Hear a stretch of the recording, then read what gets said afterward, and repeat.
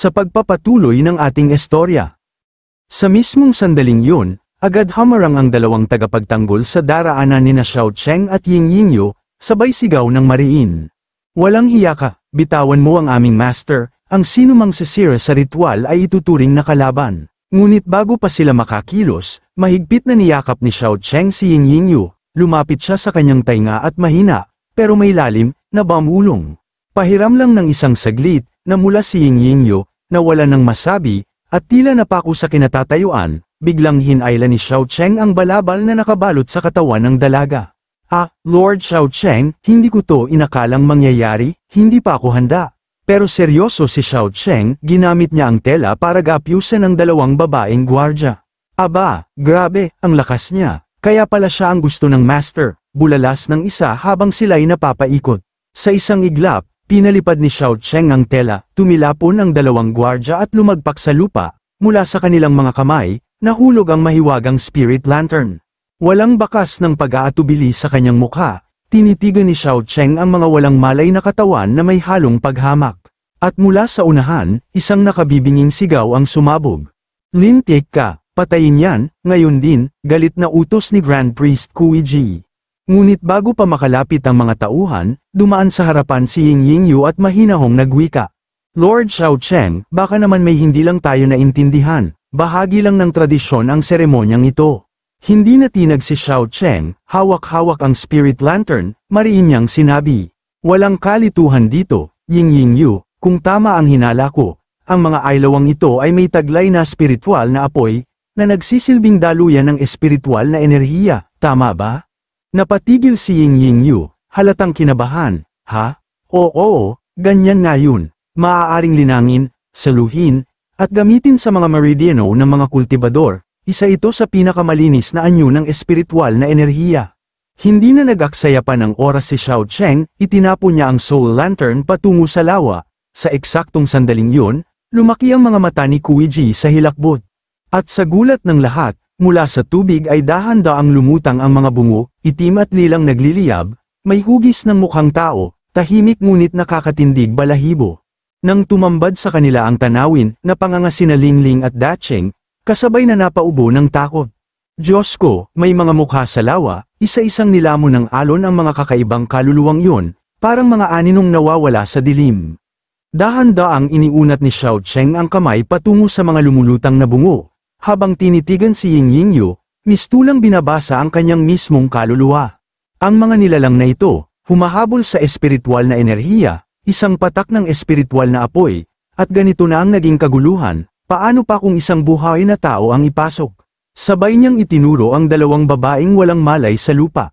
Kung si Ying Yingyo ang tumalon sa lawa, hindi ba't lalamunin siya, kasama ang kanyang kaluluwa, at magiging bahagi na lang siya ng tubig na to, magpakailanman. Biglang lumiyab sa galit si Grand Priestess Kuiji. Walang sablay ang seremonyang ito sa loob ng maraming siglo, ikaw lang ang naghasik ng kaguluhan, anong karapatan mo para manghimasok, Hanggal? Ito ang sakripisyong itinakda ng aming Diyosa, ang lawa ang kanyang katawan, at ang pag-iisa sa kanya ay kataas-taasang karangalan. Ang siglong alay ay palaging isinasagawa ng maayos, ikaw lang nadayuhan ng Samira sa mga alituntunin, anong parusa ang nararapat sa iyo, Diyosa? Ang mga pinuno ng sekta sa lahat ng henerasyon ay ginawa ito, at dapat gawin din ito ni Ying Yingyo. Tahimik lang si Xiao Cheng sa una, pero maya-maya'y ngumiti siya, may bahid ng panunuya. Kung napakadakilang gawain yan, bakit hindi ikaw ang tumalon? O baka, hindi ka naman ganun ka-devoto gaya ng sinasabi mo. Nabigla ang Grand Priestess, napipi, pero bumawi agad, halos pasigaw, wala akong oras sa mga kalokohan mo, pinagtitsagaan ka lang ng sekta, pero ako, gagawin kitang alay ngayon din. Biglang sumibat ang isang espada sa ere, tumama sa tungkod ng Grand Priestess at hinati ito sa isang iglap. Sinong may gawa niyon? Galit na sigaw ni Kuiji. Mula sa gilid, dahan-daang lumantad si Shen Qing. Ako, sa likuran niya, dalawang batang lalaki ang hila-hila ang mga bangkay ng mga lalaking tuyot ang mga mukha, parang piniga ng mismong kasamaan. Nakunat ang noo ni Xiao Cheng, pero napangiti rin. Saktong-sakto ang pasok niyo, ngunit bago pa lamambat ang tensyon, biglang iniunat ng batang lalaking may maitim na buhok ang kamay. Bayad muna, napangiwi si Xiao Cheng, sa liwanag ng araw, may balak kang maningil, gusto mo ba talagang makatikim ng sampal ulit, tigilan mo ko? Namilog ang mga mata ni Ying Yingyu, halatang nagulat. Si Shen Qing, baka hanggang ngayon, galit pa rin sa akin, minsan kasi, pinilit ko siyang maglakad na parang aso. Pero bago pa siya tuluyang malunod sa hiya, lumapit si Shen Qing, tahimik, may ngiting may laman, nakakrus ang mga braso. Kalimutan mo na yun, ang importante ngayon, yung master mo, may mas malaking gulo, wala tayong oras para sa drama. Sa puntong yun, dumating sina Shen Qing kasama ang iba, sumunod sina Lingling at Dacheng, gulat ang lahat, lalo na sa nakita nilang dalawa. Anong nangyari sa mga to? Parang pinag-eksperimentuhan, sabi ni Dacheng, kunot noo. Dagdag ni Lingling, hindi lang basta sugat yan, nabasa ko sa isang ancient scroll, ganito raw ang itsura ng mga nilalang na nawala ng dugong hinugot mula sa puso.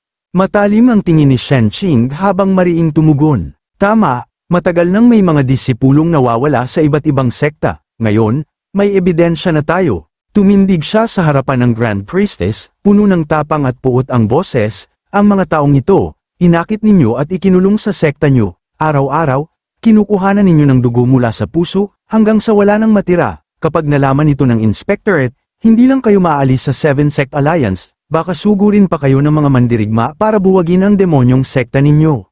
Natigilan si Ying Yingyu, litong-lito ang mukha, imposible, may mga pasaway akong disipulo, pero ganito kalupit, hindi ko matanggap.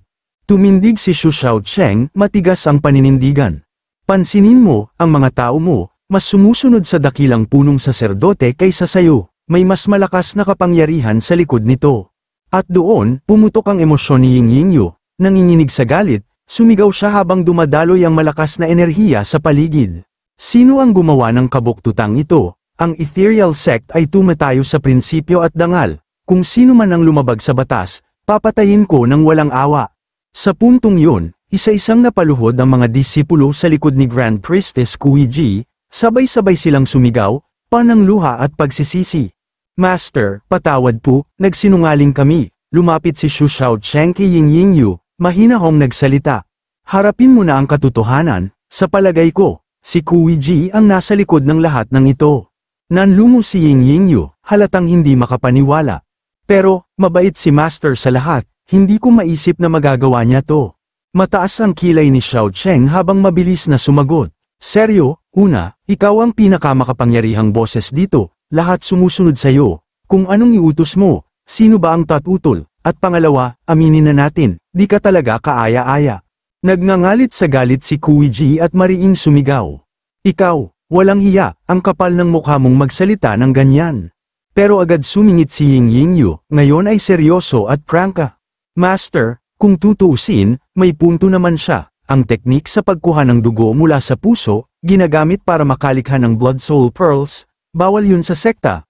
Pero ikaw, alam mong gawin yun, kung ituturo mo yun sa iba, hindi ba't posibleng maikalat? Napalunok siya, sinusubukang intindihin ang katotohanan. Oo, mahigpit ka, pero kilala kita bilang mabait at mapagpakumbaba, kaya tanong ko lang, ikaw ba talaga ang may gawa nito, o isa lang itong malaking pagkakamali? Sa mga salitang yon, tahimik na napabuntong hininga si Kuiji at dahan-daang yumuko. Sa tabi nila, may batang may itim na buhok na biglang sinipa ang katawan ng walang malay sa kanilang harapan. Hindi ba obvious, ano pang misunderstanding ang pwede rito, hintayin na lang nating magising ang mga to para malinawan. Ang kapatid niyang may puting buhok, mas maangas, mas mapusok, ay natawa at sumigaw. Gulatin kaya natin, baka magising agad, pero agad itong pinigilan ni Shang Qing.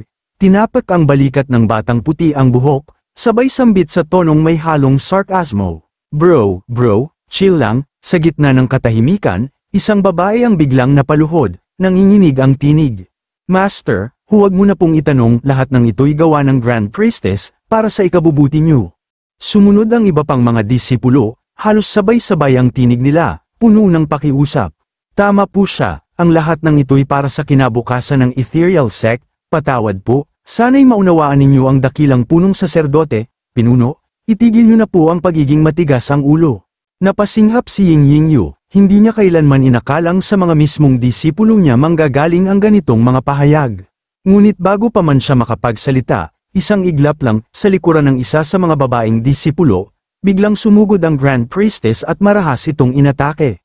Tumahimik ka, sigaw niya, puno ng galit, napasinghap ng malalim si Ying Yingyu at si Xiao Cheng, nanlaki ang kanilang mga mata, hindi makapaniwala sa nasaksihan. At sa sandaling yun, mariing winika ni Ying Yingyu, punong-puno ng damdamin. Master, lahat ng ito, ikaw nga talaga ang may pakana. Wala na siyang masasandalan pa, hindi na kailangang magsinungaling, tahimik lang ang matanda, hanggang sa ngumiti siya, ng isang mapanganib at matalim na ngiti. Kung hindi mo ininom ang mga Blood Soul Pearls, sa palagay mo ba mararating mo ang kultibasyon na taglay mo ngayon? Parang kinuyam ang puso ni Ying Yingyu, ang tiwala niyang akala niya ay matibay, gumuho, nilamon siya ng kadiliman sa sarili niyang damdamin, hindi siya makapaniwala sa katotohanan iyon. Master, ano ang sinasabi mo? Patuloy na sambit ni Ying Yingyu. Ang dating Grand Priestess, walang kabog-abog na dinurog ang Soul Blood Pearl, ang mga perlas na to, aniya, ay perpektong tugma sa kultibasyon ng aming ethereal sect, uminom ka lang ng marami, at para kang sumakay sa express train ng lakas, di mo ba napansin kung gaano kabilis umangat ang mga teknik mo? Napamulagat si Yingyu, teka, nilalagay mo pala to sa mga gamot na pinapainom mo sakin araw-araw, kaya pala parang nagka-turbo mode yung kultibasyon ko. Sa likod, kumunat noo si Xiao Cheng, tanda, alam mong ang sapilitang lakas ay madalas may kapalit. Sumagot si Kuiji, halatang pikon na, para to sa sect master, huwag kang ipal. Huminga ng malalim si Xiao Cheng, kung effective talaga yan, edi sana ikaw na lang ang uminom. Pero napuno na si Kuiji, bigla siyang naglabas ng aura na parang bagyong may halong aswang, sobra na ang kabastusan niyong mga dayuhan, tapos na ang pasensya ko. Saka biglang pumagit na si Yingyu, ingat ka, yan na ang soul captivating technique ng master ko. Habang kumakalat ang technique, para silang naposes, si Daching nagwawala na, ako ang wolf god na kakain sa buwan, ahaha. Si Lingling, naglabas ng candy sword, ako ang pinakamalakas na kultibador sa buong Siyam na lalawigan. Si Shenqing naman sumayaw na parang maltong galing looban, under my leadership, kami ang top sect sa buong mundo. Hawak ang sentido, napasigaw si Xiao Cheng, kahit immune ako sa teknik na yan, para akong nanunood ng 100 lauchi na sabay-sabay nagsasayaw ng subject free, walang kalaban-laban. Sa gitna ng kaguluhan, tumawa si Kuiji ng malalim at may laman, Shu Xiao Cheng, ikaw ba yun? Sabi nila kahit sino pa, hindi ka kayang galusan, pero tong soul snatching teknik ko, iba sa lahat, hindi lang to pambihag, ito'y nangunguha ng pagnanasa. Ginagawa kayong mga alipin ng sarili niyong kagustuhan, at ako lang ang may hawak ng lubid. Napalunok si Xiao Cheng, delikado to, lahat ng tao, may tinatagong pagnanasa. Nagpatuloy si Kuiji habang tumatawa na parang demonyong tuwang-tuwa, ha? Kahit pa, tumagal ka ng matagal, impressive. Pero biglang naningkit ang mata ni Xiao Cheng, kumunat ang noo, at parang isang eksena sa anime, bumuga siya ng energy sabay sigaw, oh my god, master. Agad na lumapit ang kanyang master, abot ang kamay habang nakangiti, oo, ako nga ito, Xiao Cheng, bilisan mo, may paraan na para maging immortal ka. Nagningning ang mga mata ni Xiao Cheng, puno ng tuwa, seryoso, totoo ba to? Oo, dali na, isasama na kita sa immortal realm ngayon, sabay sambit ng master. Wala nang inaksayang oras si Xiao Cheng, tumakbo siya ng masigla, sumisigaw, sige po, master, papunta na ako. Ngunit sa di kalayuan, isang matandang Grand Priestess ang ngumiti ng mapanlinlang, perfect, hayaang malunod siya sa ilusyon.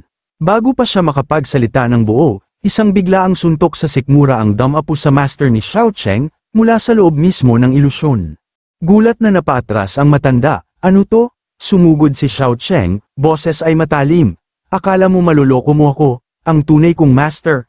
Araw-araw kinukulit ng mga babae para pakasalan siya. Tapos ganto kakayabang? Napakunot noo si Kuiji, ang matandang mangkukulam, sabay bitaw ng isang bagsik na enerhiya. Nabali mo ang soul snatching ko, hindi kita pwedeng palampasin. Isang iglap lang, parang may sumabog sa isip ni Xiao Cheng, napasapaw siya sa ulo. Grabe, ang tanda na niya pero ang lakas pa rin ng mental pollution.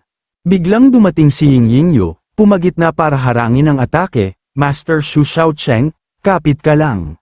Galit ang matanda, humiyaw, traidor kang disipulo. Nang mapigilan ang atake, napabuntong hininga si Xiao Cheng, grabe, ang gana ng pakiramdam, salamat talaga. Hingal si Yingyu, sandali ko lang kayang pigilan ang soul snatching technique niya, bilisan mo, samantalahin mo na. Pero bago pa matapos ang sinabi niya, umalingaw-ngaw ang tawa ng matanda, baliw sa galit habang lumilikha ng mga clone. Hahaha, hindi pa nga ako seryoso, kakayanin mo pa ba ako ngayon? Ibinaba ni Kuiji ang kamay, sabay sigaw, Ying-Ying-Yu, binigo mo ako. At sa isang iglap, napaluhod si Ying-Yu, napasigaw sa sakit habang hawak ang sentido, ramdam ang tindi ng puwersa, mula sa itaas, bumagsak ang mga clones ni Kuiji, sabay-sabay silang sumigaw, kukunin namin ang buhay mo. Tahimik lang si Xiao Cheng, pero walang alinlangang sinuntok ang isa at pinulbos ito, putek. Ang dami nila, hirap akong makalapit, at sa gitna ng kaguluhan, sumigaw siya, desperado na, lintik, Feng Qingyu, tapos ka na ba dyan? Mula sa himpapawid, lumabas si Feng Qingyu, hawak-hawak ang paborito niyang pamaypay, kalmado ang dating, parang bagong gising lang. Ayos na, aniya, natagalan lang ako, ang daming kultibador na ayaw paawat, kala mo mall sale.